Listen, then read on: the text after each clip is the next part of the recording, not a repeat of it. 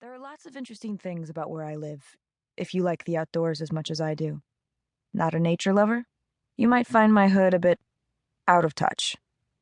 Because I live on a deserted island. Well, a pretty empty one, anyway. Morris Island, my home away from normal homes, the end of the line, Nowheresville, the back ass of Charleston. It's not so bad if you aren't prone to loneliness, which I am, but whatever. I've come to appreciate the legroom. Morris isn't imposing, as islands go, only 4 square miles. The northern half is an unremarkable strip of rolling, sandy hillocks. Then, in the middle, sandhills rise 30 to 40 feet, marching south as the island widens. The western reach consists of dense marshland bordered by shallow tidal bays. To the east, the boundless Atlantic Ocean. Dunes, swamps, beaches, and quiet. Plenty of quiet. Only 2 modern structures exist on our teeny little landmass. One is the complex in which I live. The other is a road. The road. Our only connector to the outside world.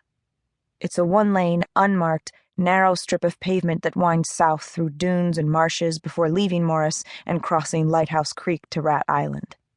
Eventually, the blacktop meets the highway at Folly Beach, then passes Goat Island on the way into the city. Rat, Goat, Folly. You'll have to ask the Charleston Historical Society who picked such delightful names. There are dozens more. It was all new to me. The year before, I'd never been south of Pennsylvania. Then I crashed into my dad's life. About my roommate. Christopher Kit Howard is my father. Kit and I have known that fact for exactly 6 months. That's when I moved to South Carolina to live with him. I had no choice. After what happened to Mom.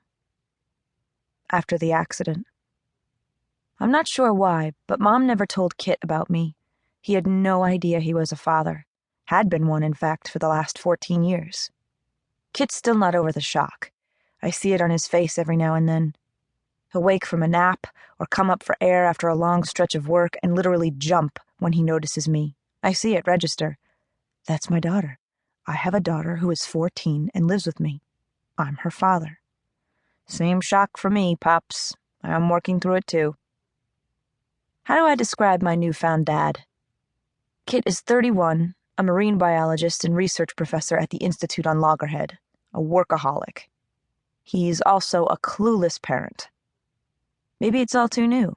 You know, the astonishment of learning you have a half-grown kid. Or maybe Kit remembers his own wild youth. In any case, he has no idea what to do with me. One day he chats me up like one of his buddies, and the next he treats me like a child. To be honest, I own my share of the blame for things being sticky. I'm no saint, and I'm just as lost about having a father. So here we are, together, smack dab in the middle of nowhere. That day, I was classifying seashells by species. Corny? Maybe. But I'm a science nut. I live for figuring things out, finding answers. Mom always joked that it was hard raising a kid who was smarter than most college professors. My take?